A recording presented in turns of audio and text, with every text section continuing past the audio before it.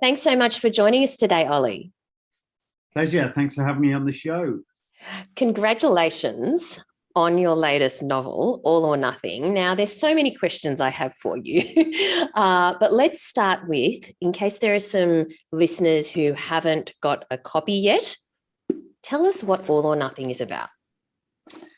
Well, All or Nothing is actually the sequel to Scar Tissue, and it was my first step into fiction. I've done a couple of self-development books, which I'm really passionate about. And this was my first step into fiction. So Scar Tissue really starts to take my career. I'm a former UK Special Forces soldier. Came from the shadows to the spotlight on a very popular TV show in the UK called SAS, Who Dares Wins, which is now extremely popular, or a version of it, better version of it, in Australia, called SAS Australia.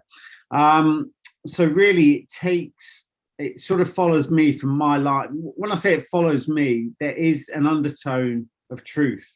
Although it's a fiction book, it follows my career after leaving the Special Forces and going over to Iraq as, for want of a better term, a mercenary. And then that was the first book, Scar Tissue. And then it's led on to the second book, which is All or Nothing, the sequel to Scar Tissue. So basically, it's following, or it's centered around a guy called Alex Abbott. He's the main sort of star. And there's a lot of home truths about his character and who he is as a person. He struggles massively with alcohol dependency, I'd call it, as opposed to being an alcoholic. And although he has a very, this very sort of chaotic outer life, because he works in war zones, the real war is happening within Alex. That the outside world is nothing compared to what's going on the inside, and that's his battling with his emotions, his battling with his drink. So first of all, Scar Tissue was the fact that he went over to Iraq to rescue his son. Unfortunately, his son died in Iraq.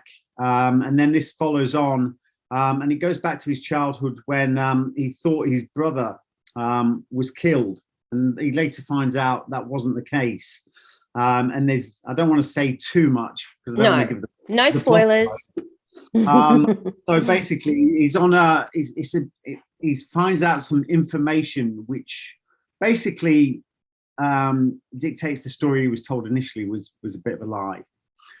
So then he's on a path of revenge, and as it says on the front of the book, revenge is a game you can't afford to lose. Which is really I feel is close to my heart, and also the fact it's called All or Nothing because. And that title came from a bit of a conversation, really, about my life. My life was all about all or nothing. It's all or nothing. There is no middle ground. So basically, Alex Abbott then is on he comes back to the UK and he basically infiltrates a gang. There's a lot of, it's sort of, they're involved in child trafficking. There's an element of child trafficking, which again follows my life. After I left the Special Forces, I then went into Southeast Asia. I was actually living in Australia at the time, and I went over to Southeast Asia to rescue kids from child prostitution and slavery. So really, it really starts to highlight the problem for me about child trafficking. So he manages to infiltrate a gang, and the rest is sort of twists and turns and everything else. But it's non-stop, and I'm really proud of the sequel. It's one of three, so we've got another one underway. But yeah, I'm really proud of this one. It's a proper nail biter. It is. You said it's non-stop, and it is non-stop. It is a page turner. It is edge of your seat. So it's a great read, and there's so much I want to unpack about the story, about your background, about writing. But this is a writing podcast, so let's talk about your first two books, as you mentioned, were more like self-development. They weren't fiction. And then there was Scar Tissue, and then there's this. So what made you first want to write books? Because I imagine, with your background, when you first went into the military and the special forces, the first thing on your mind wasn't, oh, I might write a book one day. So what made you want to start writing books in the first place? You know what? The more I told stories, Valerie, about my life, everyone used to say it sounds more like a book than it does it does the truth. So, so there's always been a passion to, I have got that creative side, and I do get quite passionate about storytelling. I mean, initially, when I sort of got a bit of identity and a bit of exposure, I felt I had a bit of a duty, or I still feel I've got a duty to really to share knowledge. We should do. Storytelling and sharing knowledge is it's imperative we do that. So for me, it was like I was so focused on self-development because I've been through, the ringer myself, and I wanted people to learn about how to avoid it and what to do if you get into that. So it's really important for me to really start to help people in that way. Now, for me, storytelling or writing books, when it came to fiction, it wasn't something I happily accepted. It was a suggestion, because I was so focused on my self-development that I really wanted that to be my direction. But when I started to understand and see the power of storytelling, it's been that platform and that medium has been throughout time, has been really, that's the way we get messages, throughout the ages. It's such an amazing platform to be able to deliver a story, and once I understood that I could still have that underlying theme of getting a message across to people, whether that be to highlight some issues going on in the world, or whether it's be to highlight, personal issues that we all face on a daily basis. Once I understood that, then it became a natural thing for me to do. Once I got down into the writing, and really started getting into it, I really got into flow and got passionate about it, and my creative juices started to flow big time, which is something I've always possessed. So it's a real quality. Yeah. So let's talk about that transition, because writing nonfiction, writing self-development is very different to writing fiction. Yeah. And I think with your first book, or one of your first books, you co-wrote that. Is that right? Yeah, I did. Both my first books I co-wrote. And really, it was, when it's co-writing, I mean, a lot of people call it ghostwriter. For me, it wasn't really a ghostwriter, because I'd call it an editor. I had an editor to basically format the books for me, because although I can come out with a story and about self-development, someone that's experienced, an editor, knows how to format it properly and put all the timelines in and everything else. So I did that on my first book, which was Breakpoint, and also on the second book. So that's how those two ran. But Yeah, so after you basically got that experience, did you feel that you could then go solo with the, third and fourth books? Listen, I still have an editor that helps me on that level, because again, when it comes to formatting and stuff like that, they're the professional. Yes. I come up with a story and everything else, and that's my quality. So I do still get some help. I'm not going to sort of deny that, I'm not. Sure. I get some assistance on this, because it's writing a book is no easy feat whatsoever. So, I think as time goes on, I'll probably, I'll need them less and less. But I do seek professional advice when it comes to the formatting, and make sure that everything's correct so that it reads properly. Yes. But yeah, I mean, I do make their life easy, as far as I'm concerned. Well, you've got many tales that I'm sure that you can draw on. And as you say, as you write more, you'll probably need them less and less. Now, I just want to make it clear to listeners that even though you've mentioned that this is a sequel to Scar Tissue, this is a standalone story. You can read it completely without having read Scar Tissue. You can, of course, as I'm going to do now, go back and read Scar Tissue, because I want to know what happened to Alex in that story. But you can totally read this without having read the first one. Now, you did allude to the fact that there are similarities. You're drawing a lot from personal experience. So you've got this wealth of stories to draw from, because Alex Abbott, the protagonist, was a Royal Marine. He spent time in Northern Ireland and Iraq. He was a member of the Special Boat Service, worked in counterterrorism, gone up against drug gangs, carried out counterinsurgency operations, and worked with cracking child trafficking rings in Thailand, all of which you've done. And you've also written, you mentioned that Alex is alcohol dependent, and you've written before and spoke before about your experience with alcohol and drugs. There's so much that it's hard to separate Alex from Ollie. And with that, was that hard?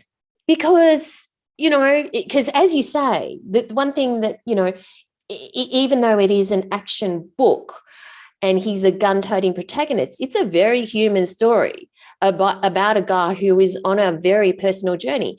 So was it hard to mine a lot of that?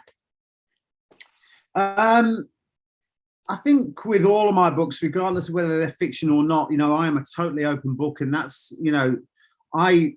I just tell it how it is. And I think that's really important for me to do. You have to build the parallels, because you just read out all the, Alex Abbott's sort of skill set and his experience. And that is obviously, that comes straight from carbon copy from mine. Now, when you relay that to people find it hard to relate to you as a person, and you have to build that parallel. At the end of the day, I bleed and breathe like everyone else, and I make that apparent to everyone. We're all capable of doing amazing things. It's just some people have to look a little bit deeper to find that strength and energy. So really, for me, it's so important for me to really be an open book, and that is with every book that I do. There's a lot of people that won't sort of admit about their drinking problems. They won't admit about their emotional issues. They won't admit about the fact that, they didn't feel content. I didn't feel content when I was in the special forces. I didn't feel at home. I didn't feel it was for me, and a lot of people won't admit that. They'll just go, oh yeah, it's the best thing I've ever did, because that sounds so alpha male. I'm quite, I felt like the square peg in the round hole when I was serving in the military. I felt, and now looking back, I start to understand that it really, I don't feel it was my natural purpose to be in the military. But you have to learn these things through life, don't you? You have to have these experiences it's like a pinball bouncing you from left to right. Sometimes you go all the way back, but you've got to keep moving forward. So, for me, it's so important for me to put that across in all of my books, that I am an absolutely open book. I'll talk about my issues, talk about my weaknesses in the same prowess and power as my strengths. And that for me is so important to put that across. It makes it relatable to every reader, as opposed to thinking that we're these bloody superheroes carved on another planet, and not relatable whatsoever. So, that was the important thing for me to get across. So, yeah, it's more empowering as opposed to, to causing me sort of pain and grief. It empowers me to do that. Yeah, right. So with this actual story, with the plot of this book, tell us then, do you think of the plot first and know, well, this is the journey that Alex is going to go on from beginning to end, or do you start writing and see what happens to Alex? No, really. I mean, we come up with the framework of it. I sit down and I talk to my editor about, this is what I'd like to do. I talk about the story. I actually go into the story of my life. I tell it, we go into absolutely every detail of my experience. And then we take that as the framework. We then use that framework. And then obviously, it's a fiction book. There's massive amounts of elaboration on the story. So then we build, once we built the chapters, I then start adding the bones to it, and then going into each separate chapter, on its own merit. So really, it's looking at the bigger picture initially, and then we start building from there. I mean, when I look to do that's the way I've always, written books. When I did my first book, Breakpoint, that was really, I'd done the chapters well before. So it's about looking at the chapters, different chapters, and then start to build on each individual chapter. And that's exactly the way All or Nothing went. And thank God to lockdown, because it really helped me. Yeah. So give us a bit of a timeline. If you can just give us a little bit of a kind of a potted key milestones of when you started writing, how long it took, and the various steps in the process? Can you recall the dates? Well, just the approximate dates. Around about October last year. Oh, sorry, I say last year, the year before that. Yeah. So October 2020 is when we started. Well, when I got sort of the go ahead to do the next book. So that was really the start of All or Nothing. So it was a 6-month process from there to really get, from start to finish.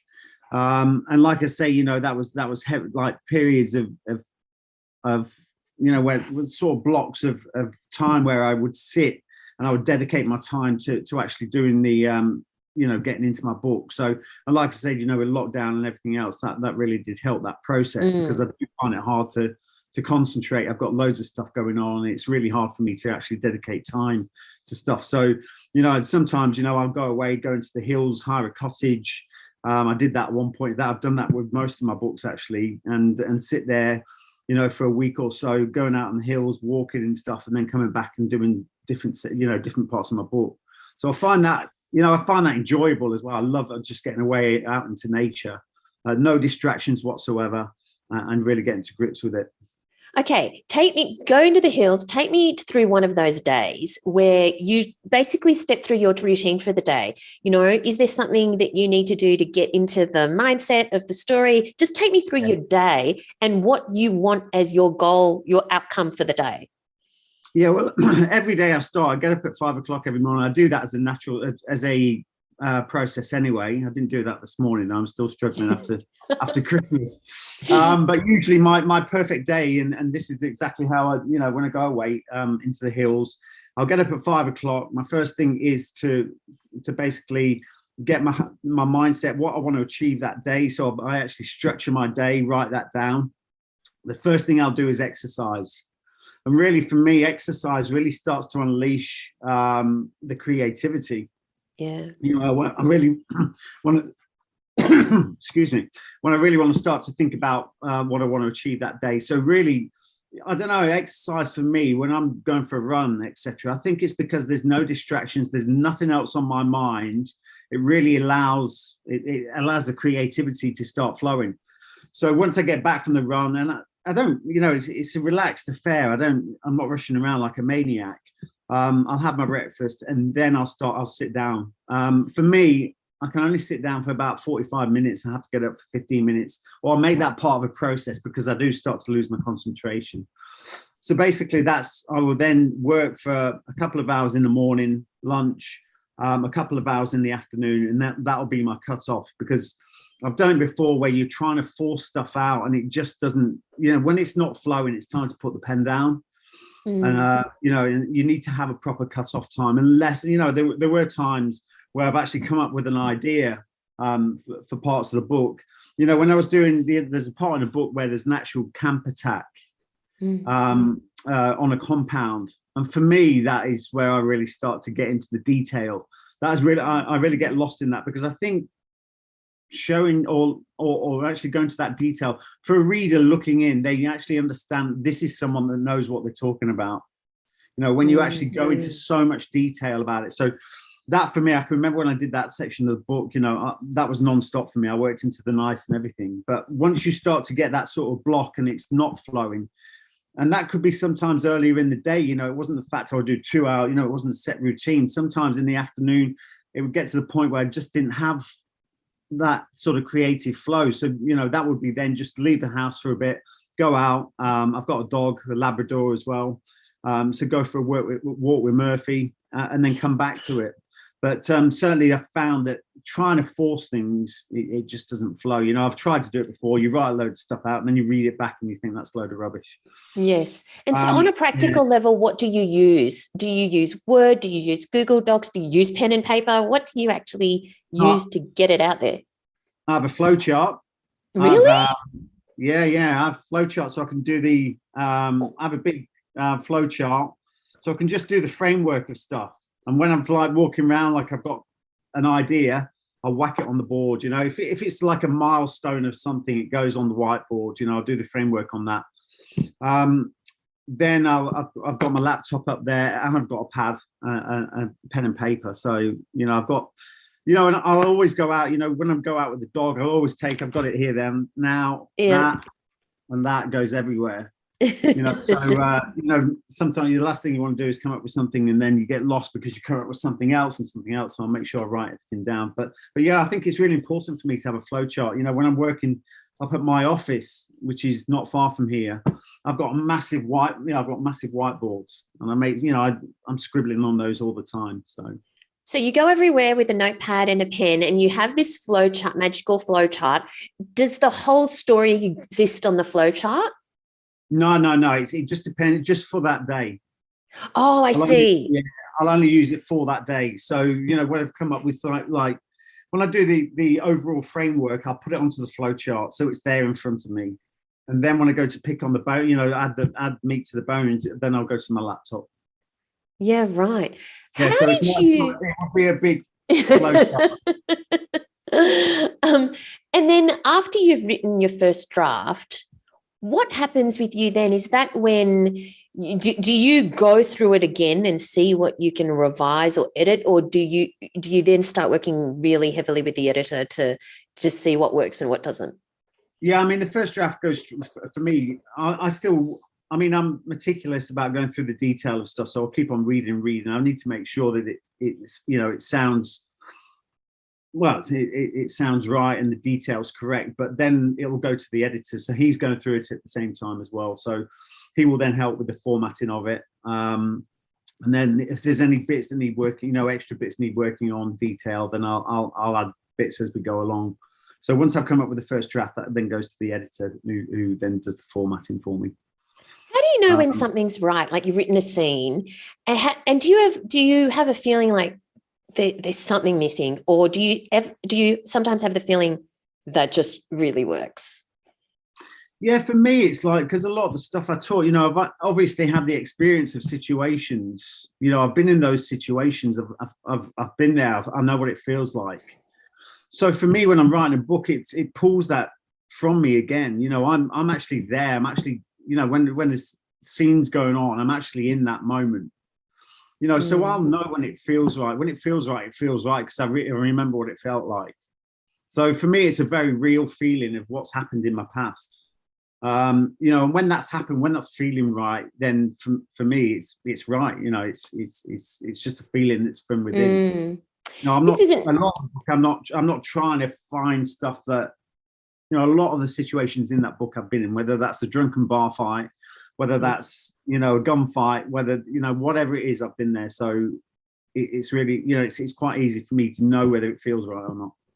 There's a scene where, Alex and some of his mates are basically attacking, maybe it's the same scene you're referring to, a compound, and it ends a chapter. This doesn't give anything away, listeners. It ends a chapter, and it was almost a ballet-like experience, or ballet-like series of movements. And it was, I don't know, it was very powerful to me. Are those scenes where you're effectively attacking an enemy in a unknown situation like that? Is ballet an appropriate word? I'll tell you what, I took that so much for granted when I was working, because really for me, I joined at 18, joined the Royal Marines, then went into the Special Forces. So that was really the only sort of working experience I'd had. But I did take that for granted, and I still think about that a lot. It was almost like telepathy. When you're working with such a highly tuned, ballet, such a synchronized movement. It's like you are working as a team. You're so highly trained. You're so on the same frequency. It's almost like you're talking without talking. You're communicating without communicating. I've been in situations where you're thinking, Jesus, that area is not covered there, or something's happening over there. Next thing, your number two behind's got that sort. It's almost like you're talking without, it's telepathy. And that synchronism is something I've never experienced since being in the Special Forces. And that was really, and whether we're, diving underwater, which I used to do a lot of, and that's why I was in the Special Boat Service, you know, we used to approach from the water, you know, or being on land, you know, that sort of synchronized sort of telepathy, I'll never forget. And it's something that's I've never experienced since. This might seem like a weird question, but when you are involved in such intense situations, adrenaline filled, dangerous situations, and then you become a normal civilian in normal life, obviously can be quite an adjustment. I'm curious to know whether writing these stories has been therapeutic in any way. Yeah, it has massively therapy, and that's what I mean. I think a lot of it is you know, I find it so therapeutic. That's why I enjoy it so much. But you know, that situation you're talking about there, Valerie, is very much, I call it in my first book, peace in war. And you know, we used to go away, you know, and be in the war zone, and then you come home. And, you know, your wife's or girlfriend, whoever, you know, she's complaining about the washing machine not working. She's complaining about someone's parked across the drive, complaining about, you know, and it's white noise. And, you know, we find that so hard to handle. You just want to get back to a war zone. You're like, you know, and that's why I named it Peace in War, because we feel more at peace in war. It's simple. It's black and white. You know, so it was really hard to come back from a war zone, and really sort of, it took me a long time to transition from the military to civilian life, over 10 years. But for me, you know, a lot in my life has massively changed. You know, I used to have this very sort of nasty characteristic about wanting to be at war every day. You know, that was just the way I was. And it's, you know, I've changed a lot since then. You know, I don't drink at all anymore. You know, and I find a lot, you know, things like writing, getting out on the hills, doing things, I find that extremely therapeutic. So for me, it is extremely therapeutic to sit down and write. And for me, seeing you know, it's very important as well when you're writing a book, as it is for me, and it's especially important when you're doing a lot of things in life, is to make sure that you stand up and look back. You know, because and to see how far you've come, you know, and that's for me when you're writing a book. You know, take a moment, look behind you and see what you've achieved, and that really does give you the inspiration to keep going forward. Because sometimes, you know, I'm not just talking about books here, I'm talking about you know, things in life can seem the target can seem extremely overwhelming, and in those moments when it gets hard, you know, we call it bring it down to 1 meter square. And that is, you just focus on your immediate environment, forget about everything else. And that for me is very much, you know, that in a war zone, that is when chaos is reigning, bring it down to 1 meter square, work within that, try and forget about the outside world as such. And that for me is very much the same when I'm writing, you know, forget about everything else. It helps me to focus in the moment. And that for me is extremely therapeutic. In fact, there's a passage in the book, and this doesn't give away any spoilers either, that says Abbott and Miller were now through their entry point and engaging the enemy as they moved through the building, making their way to their objective in flow and working at ease, peace in war. And I think it was the perfect description. Now, you've mentioned you go off in the hills, you know, so you can concentrate and work solely on the book. But obviously, you're a busy guy. You've got businesses, you've got various programs that you're running, you've got books that you're writing. I assume you must come to Australia on a fairly regular basis to film SAS Australia. Do you ever need to, COVID aside, you know, lockdown aside, do you ever need to fit in writing these books in the midst of the busy life, or do you have to take yourself away and find those gaps where you can take yourself away? And if you do write it during your busy life, how does it fit in? Yeah, I mean, when it comes to the writing, I really do try and, you know, I need to block that time out. I mean, sometimes that's not always the case. You know, when it comes to doing the, you know, when I've got the final draft back from the editor, you know, sometimes that has to fit in wherever it fits in, and that's just the way it is. But sure, but that's, you know, different, isn't it? Yeah, because you're kind of editing, and it's a bit exactly different. But I mean, for me, I really do need to. I mean, there's times where I've been in lockdown when I was in Australia. When I came to Australia, I mean, we had to do quarantine for 2 weeks every time. You know, that for me was the perfect time. You know, we sat in a hotel room, and that for me was the perfect time to actually dedicate to when else do you get 2 weeks to dedicate time to any project, you know, without major distractions. So that for me was highly beneficial. The time difference was fantastic because everyone in the UK was asleep when I was working. So that for me was, you know, I would dedicate that time to working on my books and other stuff. But really, it's about really planning ahead, because I can't sort of plan everything else, and my book has to fit in. It can't be that way. You know, it's my books have to be, I have to dedicate that time. I have to block that time out for when, you know, I'm focused on my books, and that has to, you know, that is really important. But that's not to say that if something comes up, I think it's something that needs changing, then, you know, I'll do that whenever. But now I know that there's a third Alex Abbott book coming up, and we've already established that there are so many parallels, almost mirror image to your life. Yeah. Do you think you'll write a non-Alex Abbott novel? And do you think you would be able to venture into a character that's completely the opposite or nothing to do with you?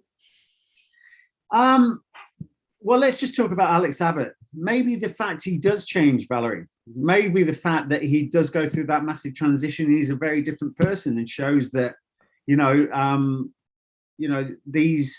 a leopard can change his spots. Maybe that happens. Yeah. I know someone similar. That's a bit of deja vu. There's a hint about the third book. Yeah. No.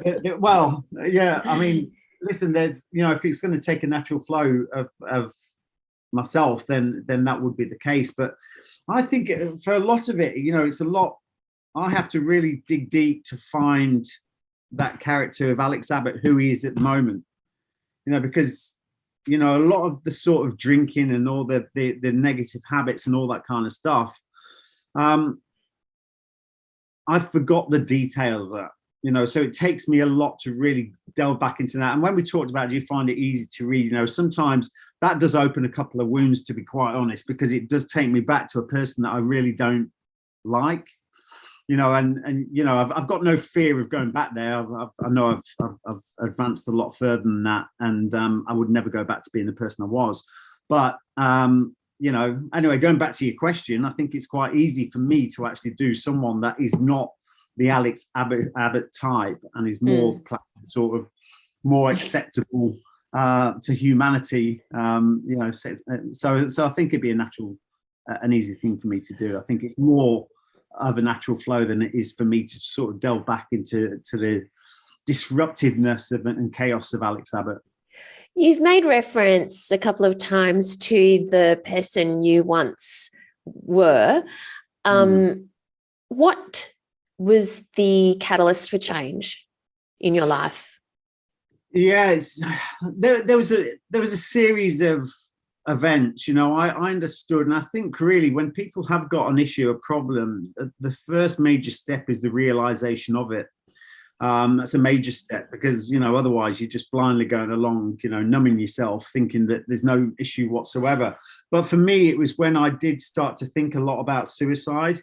Now, I always say that I don't know if I'd have done that. I don't, but the fact that you're thinking that way means that you're not in a good place, and you need to sort that out. So that really was the turning point for me, when I knew that I needed to make some changes. You know, people sort of wonder, what is the indication of ill mental health? And really that for me is the fact that if you're feeling below par on a daily basis, then you need to do something about it. You know, because I know the situation's been tough at the moment, but regardless, regardless of the situation, we should be getting out of beds every day with a spring in our step, thinking, what is today going to bring? What can I get from today? And that, you know, it shouldn't be the case of having, you know, being under a cloud as soon as you wake up every day, you know. So really, you know, you don't need a checklist. You know, I think it's important to say this to a lot of people, because even through what I've been through, I mean, you know, without going into it, I got attacked by a chimpanzee at when I was 10 years old, nearly died in the circus. And then I had major trauma as a kid, and then that went into the military, and then all kinds of experiences. And then even I was questioning why I should have mental health issues. And the thing is, we shouldn't have to question ourselves. There should be no criteria. The military don't own PTSD. The fact is, it's a self-analysis, and that's what I did. I wasn't feeling good on a daily basis. I was starting to think about suicide. That for me was a turning point, and I realized that for me, drink, was just not a good. It wasn't. There was no purpose in my life for it. It just wasn't. I had no place for it anymore. So I knew I identified those negative things that were affecting my life, and I then focused to take them out of my life and focus on something more positive. And that was back in 2011 when I was still in Australia, and that was then the catalyst for me coming home back in 2014. Wow. Yeah. All right, back onto writing. What do you find is the hardest or most challenging thing about writing? Dedicating the time to it. It's like we talked this morning, Valerie, about crossing that bar, about we've just gone through Christmas and it's like getting back to work. But once you actually step into the short-term discomfort of that, you start to feel the benefits quite quickly. And that for me, again, I relate this so much to life, is the fact, we come up with this, our mind creates so many limitations. Yeah. And for me, oh God, I've got to, time pressure and everything else. I've got to do the book. And then your mind's looking for problems. It's always looking for problems. It's always looking for what could go wrong. And if you allow that to sort of overwhelm you, you look at the process of what's ahead with shock and horror, and won't want to really, you won't want to sort of engage with it. But really, you've got to switch off the emotion and you've got to follow the process. So for me, it's actually just getting into the zone, just crossing that initial short-term discomfort. But once I'm into it, I know everything starts to flow. But if you listen to this half the time, you'll never get stuff done. And for me, in those moments, it's really about following process. It's like, regardless of what happens, I'm starting at 9 o'clock Tuesday morning, and then I'm going to do 3 hours or whatever. But for me, the hardest thing about writing a book is actually getting started, really dedicating myself to that, because it's easy to say, it's easy to push that stuff aside because I've got 6 months, I've got 8 months, it's easy to say, I'll do that next week. But you've just got to really just throw yourself into it. And then it's also, the second to that is really the distractions around that, because I have so much going on. I do a lot of public speaking work, TV work. I run a business. It's really hard to not allow those distractions to contaminate my focus. So with all of that going on, when is the third Alex Abbott book coming out? Have you written it? No, I haven't. I've got to cross that bar and get into it. So I've got the framework. I've already got that established. But, now is the time that exactly what I've just talked about with you, Valerie. Now is the time that I've got to start dedicating, time to do that. So tell me about that framework. Tell me about that framework, because I want to know, do you know exactly what's going to happen until the end? And have you mapped that out in a flow chart or something of that nature? Listen, I don't know what, I haven't got the end. I'll tell you that much. I know exactly. I think I've got to about 3/4 of the book, but I haven't got to the end. I don't know what the end looks like. Can't you just draw on one of your stories? I can. But it might not be the last one. So I've also got to leave that open. I've definitely got the framework. I know exactly where it's going. For me, it's important to really start to highlight the problem, which is a global issue about the human trafficking. So I am delving deep into that world and really start to highlight some of the problems that are going on that for some reason aren't reported. So for me, it's important to do that. So, I'm excited about the next phase of this, the next book, because it really will start to detail and highlight stuff that is going on. There is a lot of truth in the books that I write. It's not all fiction, it's not all sort of made up.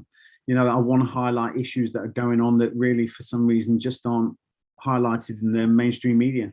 Now, I want to touch on that a little bit more, but first I want to tell listeners that there are elements of this story that refer to child trafficking, but I also want to highlight to listeners that when you read the book, they are not in graphic detail that it's going to be extraordinarily disturbing. So I just want to mention that it's you're not going to finish the book and be depressed. Well, most people aren't going to be. But let's talk. You want to highlight human trafficking in your next book. So obviously you have had experience with that. That must be, for child trafficking and adult trafficking, it must be an incredibly, I don't even know what the words are, depressing, raw, visceral experience to actually see it in action. What do you do to cope with that when you're seeing it in real life in front of your eyes? Well, I mean, the only things I can do at the moment, I mean, when my work in Thailand, it came to an abrupt end because of a political situation. I said back then, and I knew back then, that was devastating for me, because I'd actually found something I felt so humbled to be a part of. It was the first time in my life, I was in the military, thought that this would be the be all and end all, it's my dream, it's everything. And it didn't fit for me. But when I actually went to do that work in Thailand, suddenly it clicked, and I realized the power of helping other people. And that, I wasn't being paid for that. I was self-funding it, but the reward, the return on investment was just phenomenal. I said back then that my work wasn't finished, there I still have business to do. So for me, highlight, although it is quite traumatizing, the fact that this is going on, and really, to be honest, looking back, the knowledge I have now is I didn't have a clue about what was going on when I was actually involved with anti-human trafficking. So the fact that I can raise awareness for it is very important for me. That really does make me feel fulfilled. I am still, I am involved at the moment. I'm in talks at the moment. We work in various organizations, and using my exposure, like I said to you, Valerie, I feel I've got a duty. I'm not, I struggle with the whole celebrity thing, to be quite honest. But for me, I think that, my exposure has to be used for good purpose. And I have a duty to highlight. So that for me is like, I get a lot of strength from actually highlighting the issue. And like you said, the book isn't about depressing people. It's just about highlighting, the issues that are going on in the world. It's not in graphic detail whatsoever. And the books are a feel good, as you know, Valerie, that, it's good, it leaves you with a smile. Yes. As opposed to anything else. So, but yeah, I mean, certainly for me, highlighting the issue is one thing I think that's very important to me, and helps me massively. Well, yes, the book is it's a page turner. It's edge of your seat, so it's great fun. It's a great read. We always ask our authors that we chat to leave us with their top 3 tips in writing a novel, but I'd like to ask you your top 3 tips in writing something that is this full of action and adventure. Yeah, for me, I mean, it's really important to really, set your goals out. I'm massive on writing down goals and things you want to achieve. First of all, sometimes, like I mentioned in the interview, writing a book can be overwhelming. The thought of actually, especially if it's your first novel, writing a book, it can be extreme. And it was for me, it's extremely overwhelming. That is the sort of target, to write the book. That is the main goal. But then you have to break the goal down and just do it in bite-sized chunks, and that really then makes it become achievable. And to really understand that, getting to those milestones, really stand up and look how far you've come. You know, because like I said before, when the pressure's on, you know, sometimes it's easy to think, oh, this isn't for me, it's not going well, and it's easy to put down the pen and just walk away and get distracted. You need momentum to keep on going. You know, a book needs energy, it needs momentum, and you can't allow those setbacks to stop you in your tracks. For me, again, another, I know I've sort of done about 10 points here, Valerie, but no, that's a good one. Set your goal and break it into chunks for sure. Yeah, that's really important to do. The one for me, you know, if you can, I know it's harder for younger writers, but if you can pull from any kind of experience in your life, you know, so you can not, you know, you can feel the book, you can feel what you're writing as opposed to think what you're writing. I think that adds so much to a book, you know, because like I said before, then someone else reading the book understand, you know, I can tell when I read a book about the military and it's not been written by someone from the military, or watch a film, for instance, you can tell someone's not, you know, you can just see through it straight away. So I think it's really important that if you can draw from any experience, and there's so much, you know, we have so much life experience, you know, that emotion, add that emotion to the story. That's really important. And then secondly, just, you know, don't be too proud to seek help. You know, there's a lot of professional people out there, and certainly I don't believe that I am a professional author by any strength of the imagination. I need help, and I'm not scared to ask for that. So I think it's really important, you know, to get some guidance, get some help. And there's loads of resources and things on the internet, you know, but speak to other people that have written books. But yeah, really important to find someone, find a mentor throughout the process. Love it. So set goals, number one. Number two, draw from your own experience where you can. And number three, don't be afraid to seek help. Congratulations, Ollie Ollerton, on All or Nothing. I have no doubt it's going to go gangbusters, and looking forward to the next one. Thank you. And thanks for having me on the show, Valerie. It's been a real pleasure.